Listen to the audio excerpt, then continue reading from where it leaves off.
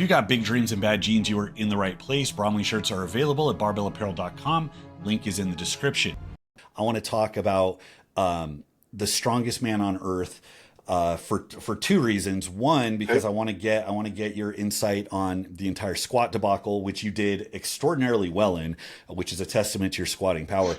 But before that, in again talking to Hooper about this, he specifically mentioned multiple times, like, this is like the hardest show he's ever done, that it was just so unbelievably heavy. It wrecked him, it destroyed him. And I'm feeling bad for the rest of the field, because if that guy in his shape with his adaptability and on is getting wrecked, it's like, how the hell is anybody going to be left in the sport? What was your sense of that show as far as the weights, the difficulty, the injury risk? You know, what's kind of fun about that show is I love that Brian's just not afraid to make it too heavy. The podium was the only three guys that didn't zero an event.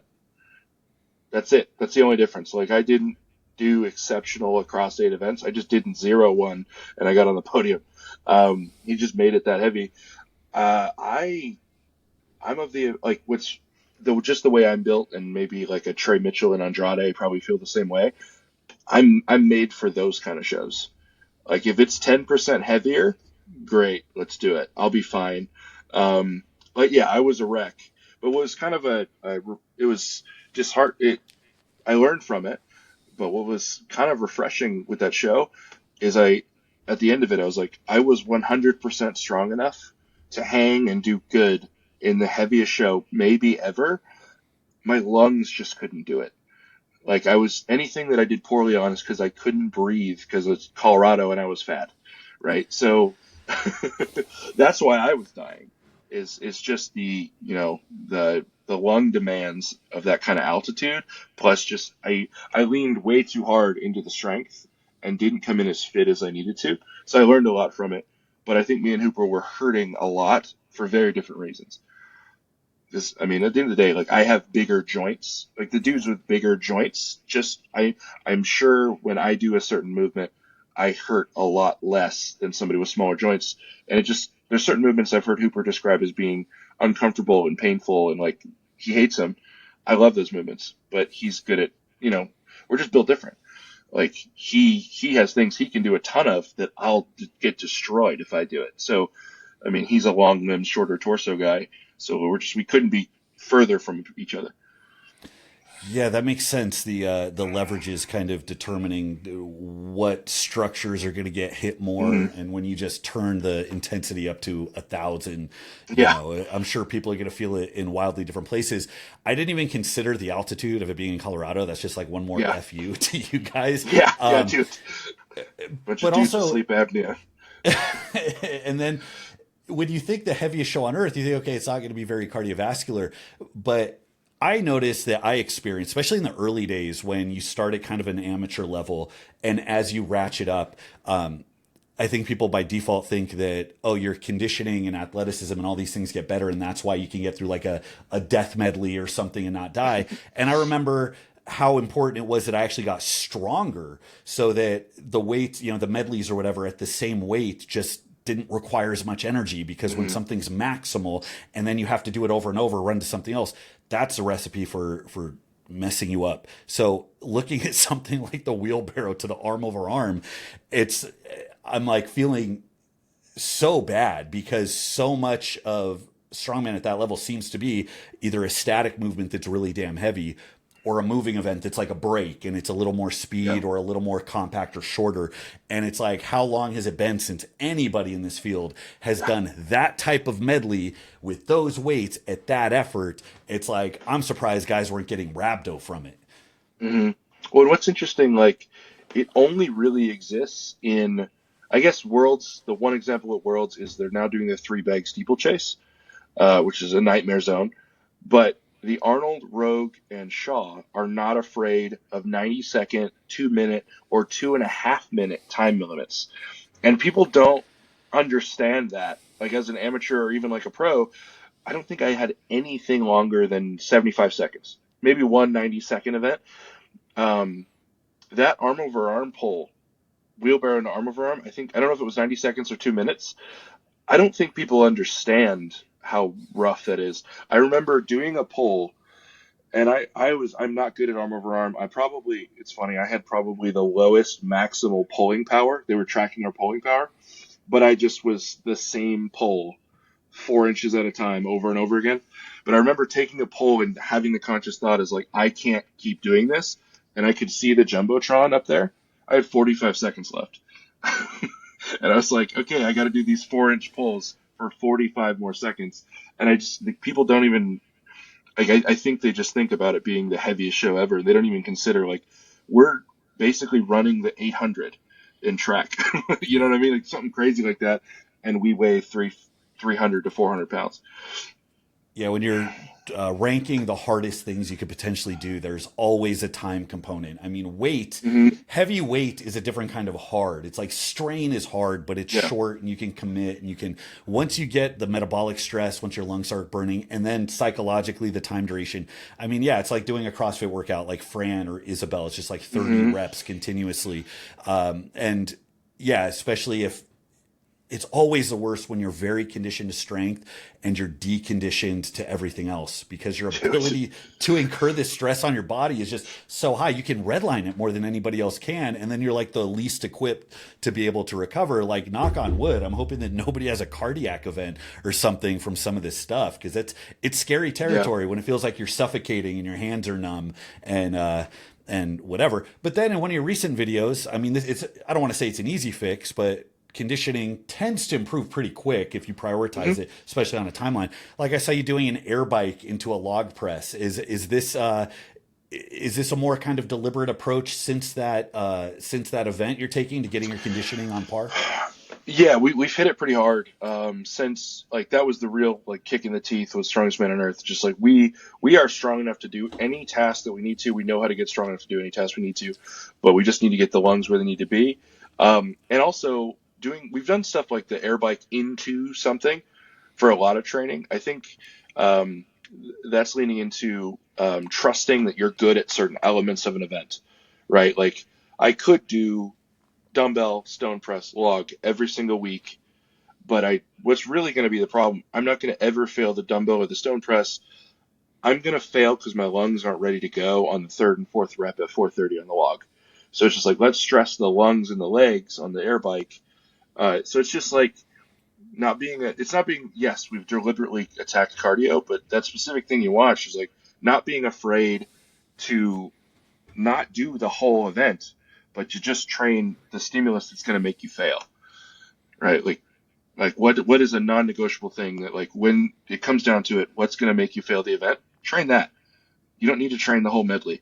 Like, people who are doing like bag, drag for OSG every single week, I'm like, that looks bad. And I don't think that's the best strategy. You should do that a few times to learn it. But once you've done a lot of strongman shows and you have a good understanding, just get your lungs and your legs where they need to be and you'll be fine.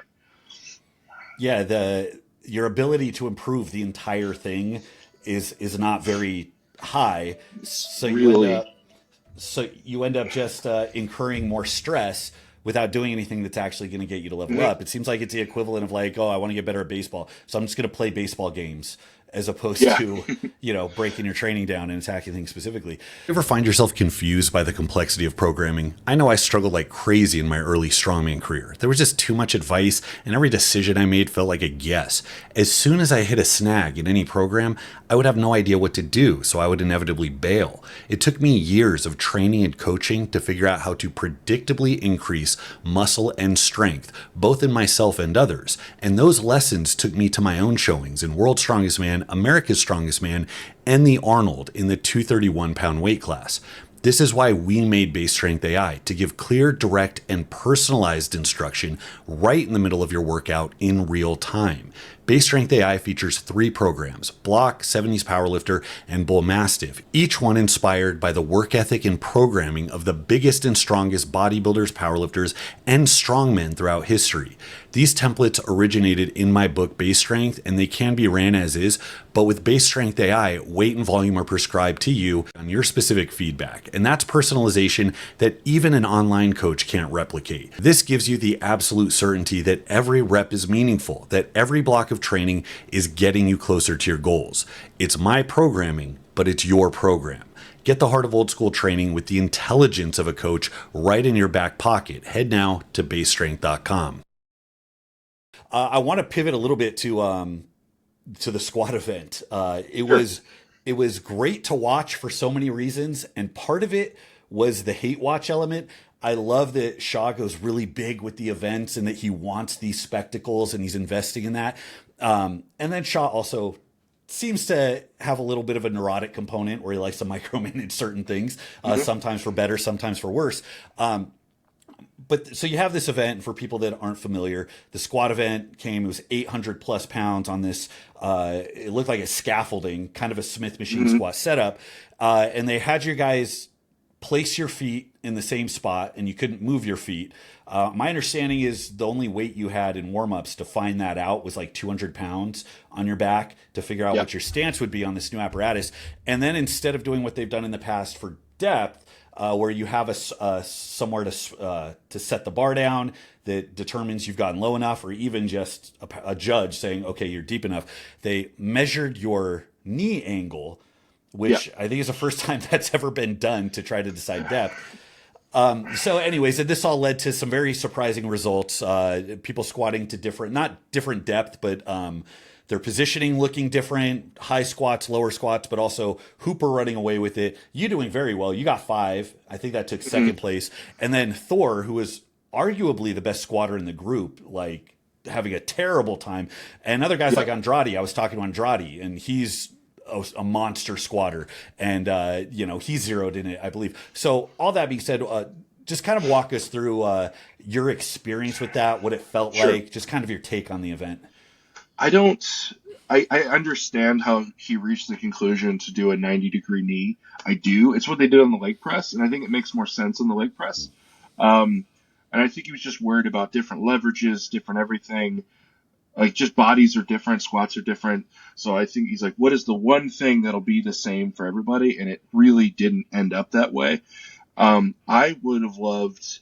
I've gone back and forth because he actually, like, it was kind of cool. He knew after the event that didn't go super well. All the guys went over to his house, and we just kind of brainstormed how would be a good way to do the squat. And I don't think that day anything was ever settled, but the wheels were turning. He wants to make it better, wants to make it cool. So I hope it comes back with maybe some adjustments in format, because I think it has the potential to be really cool. But yeah, I don't think that standard was a good one. I just wouldn't do it that way. But how it ended up, I think most people were pretty close to the same depth. I honestly think everyone was high. I think I Oh was yeah, high. I completely. think, yeah, no, I was totally like those, and it might just be a branding thing calling it a squat, because if it's just a machine, people want to see what they think of as a squat. At the end of the day, it's a machine. And you could good morning it if you wanted to, right? It's like you just have to touch Yeah. the bottom. I don't know, man. I don't think, I'm not sure if anyone, like, I haven't really dove too deep into it. At the end of the day, Hooper got 5 more reps than me. So I wasn't, if it was like 1 rep, I might have been like, okay, what did he do? Did he do something? I don't know, man. I think it just kind of is what it is with that 90-degree knee standard. It just set us up to be a lot of wildly different squats. Yeah. But I will say this, everyone that zeroed, when you watch them squat in training, they're a hip dominant squatter, and they're bad at fighting this. On true maximal lifts, the guys that fail, their hips shoot back and they grind through it like that. Everyone that did that failed on the squat machine. Everyone. Like, I know Thor is the highest 1 rep max of all of us, but when it gets truly heavy, he does a little bit of this, and everyone that did that failed. The Westerwinski got a rep. He said he'd never squatted over 715 or 720 prior to the show, but he went to squat, his hip shot back, he noticed it, he wedged under, and he finished the rep. And it's just Mhm. like having some adaptability in your squat and like being a true like technician of the squat. Like, those are the guys that got reps. I mean, Hooper, Hooper does do that when he squats, but I mean, he's Hooper, so The rules don't apply. Yeah, and he no, said, because I heard conflicting things. Like I heard Sebastian trying to talk about it right after and saying why he thinks Hooper did well in it, and he ended up guessing at like the opposite thing that Hooper actually said. Because I mean, the thing is with measuring the knee angle is if that's their position that they're measuring for where the bottom is for your squat, well, there's nothing to keep you from now having your knees back more or forward more. If you go into it, you can change that yeah, position, which even though technically the displacement of the bar is the same, like you said, you could go into a good morning position, and Hooper relied on a lot of back strength, but also you talked about Hooper's positioning, shorter torso, which means there's a lot less torque. He has a monster deadlift. So the benefit of having your hips high and doing something that looked like, God, it was like a hand thigh lift position or something. But it hmm was like this bastardized. Anyways, yeah, yeah, it ended up with so much variability, and I don't think people care ultimately as long as you can say that people are being tested evenly. I think people like to yeah, know what the test is, and when you call something a squat, you see so many things that look different. hmm Then people are like, I don't know how to feel about that. And I think it's an optics thing. And I yeah, heard something interesting when Shaw was talking about it, because it's like, well, why not have just like a judge say, hey, you got depth or whatever, and people are on their high horse like, well, then it's just powerlifting, as if all of the other things that strongman brings in to test under the umbrella of strength sports, it's like for some reason if you do a squat with plates to depth, that's not counterculture enough or something, which I thought was very weird.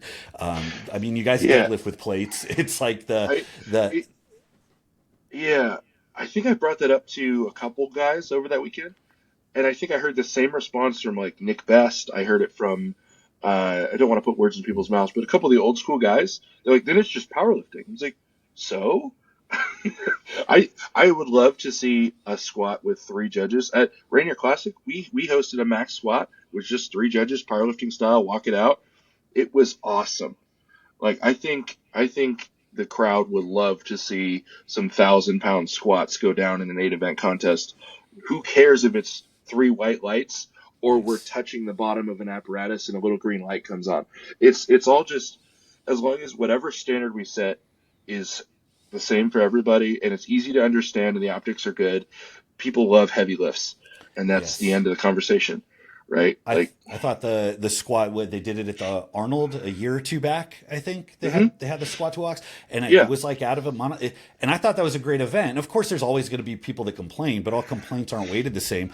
People know what a squat is. They're seeing the hmm fact of it being plates or arbitrarily making it barrels or like putting rocks on and painting them pink and orange or whatever. The idea that that is what separates it from hmm strongman or to powerlifting is kind of odd. And I do see this very there is this like social pressure to represent what strongman is, and it's based off this very weird intuition about the aesthetic, where it's the same reason axles persist. I hate axles. Axles are stupid. You're taking an overhead press and turning it into a grip event, and the result is guys tear their biceps because everybody has to do a mixed grip. But to do a barbell would be not strongman enough, which is the only yeah. reason the axle persists, even though it should have been phased out. I mean, you don't see a lot of tire flips anymore for the same reason.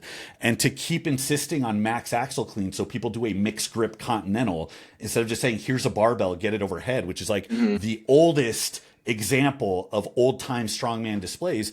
I think it's weird that that's what people base their intuition off of. And I think if you Yeah, changed it, people would be super receptive if they saw, like you yeah, said, people love heavy lifts. They but especially love lifts they can relate to. They know sure. what the scale is because they don't have to convert like, okay, that bar with those implements, that machine, that scaffolding, what is it really? I think that's a big asset, but that's just my rant on it. 'Cause but I get, dude, I totally get the counter argument though, because if you look at, I bet I don't know this, but I bet if you look at Shaw Classics YouTube, I bet the two highest viewed things is deadlift clips, which is standard bar, standard lift, and also Thor, right? And the car leg press. I bet the car Mm, leg press is the second most viewed thing because people yeah. outside of strongman are aware that that happened and they brought it up to me, and it's just like Shaw is trying to make things larger than life, and there is that benefit to, you know, making things quote unquote strongman bigger, larger than life. I mean, what do people, are we in the golden era of World's Strongest Man right now? No, we're not pulling, planes. We're not squatting the Playboy girl. You know what I mean? Like the Yeah. golden era of World's Strongest Man is when they did all that crazy stuff. Yeah, it was kind of dumb, but how many people like love the 80s, 90s, late 70s of those events? It's because they were doing the crazy shit that Shaw's trying to do. That's true, but Yeah, at the same time, it's like the sports evolved, where sure. No, you're right. now participation drives a lot of the popularity. And I mean, we saw that because I mean, when I started Strongman, Rogue didn't exist. You had to know a welder or rig up your best idea of how to do this event. My first log and yoke I got from this guy in Kentucky who had a MySpace page, like, and it was like the only guy doing it, right? So because you have all these participants now that use plate loaded equipment, then what did you see? You saw Strongman Corps using plate loaded equipment. You know, you're seeing nationals and even really big shows where it's like, yeah, it's a yoke, but you think of yoke, you think of a car yoke, you think of the bale tote or something, not a Rogue yoke with a bunch of 45 stacked on it, but that's what we're using. And it is weird that Strongman was able to brand a plate loaded deadlift as being a Strongman event. But if you transition that to a barbell squat or like a bench press would be cool. We love watching like NFL players in the combine bench 225 for reps. Everybody wants to know how much you bench, but there would be such massive blowback if you had all the events and then just a bench press event, which is like the prototypical test of strength that everybody can relate to. But it's the optics, and I don't know what makes it acceptable or not seems to be kind of made up as they go, which I think is funny. And I don't think there's a right answer, but My my weird little aside to the squat specifically, I will poke a little fun at some of the old school strongmen. I think there is this little bit of frustration of them losing traditional squat events to dudes that they perceived as weaker. You know, yeah. like some powerlifter that came out of nowhere, or like Lalas being all of 5'9", just destroying you in the squat, right? Like guys who have super strong legs beating all these guys that are just strong backs that kind of squat. I think I mean, just all the prototypical strongmen are just super strong back guys that honestly don't have that strong of quads. Force them to squat for real where they can't do some kind of manipulation. They probably think squats are hard. I think you're absolutely right on that because the sport doesn't select for good squatters. If anything, it rewards people Yep. that put all of their eggs in the deadlift basket because that arguably for most people at least has the greatest carryover to other events. Log or overhead or whatever, that's one event, and getting your overhead better doesn't make you better at anything else. But if you get your deadlift better, you're going to get those points and it's going to make loading and picking and everything else that much better. And yeah, I think you can just credit that to promoters not prioritizing it. I think it'd be very easy to have a shift if promoters started putting it in more. But it also makes me wonder when people I hate using World's Strongest Man for like references, like, oh, so and so did a 750 for 15 reps. And I'm like, you have a sport that has some of the I was going to phrase that wrong. Worse squatters. Worse squatters than you would expect given the tasks at hand. And they spend so much time prioritizing this other thing. It's like, okay, I guess some of them are wearing suits or whatever, but it's like, how much incentive is there to have this group of non-squat specialists actually have that weight as advertised on their back? I would not be surprised if some of those numbers got fudged a bit given given the fact that these are not the strongest usually not the strongest squatters on the planet. Of course, there's some exceptions, but I don't want to make accusations of fake weights or anything. But Sure. we all know how easy it is to make a rounding error, and then people start repeating a number or whatever, and it's nobody took the time to actually weigh this big heavy implement that's really hard to weigh. So let's just call it what it is. I don't know. But I would like to see that kind of phase back in. I'm sure you would too, to see Yes, I would. squatting be more of a staple. Yes, I would.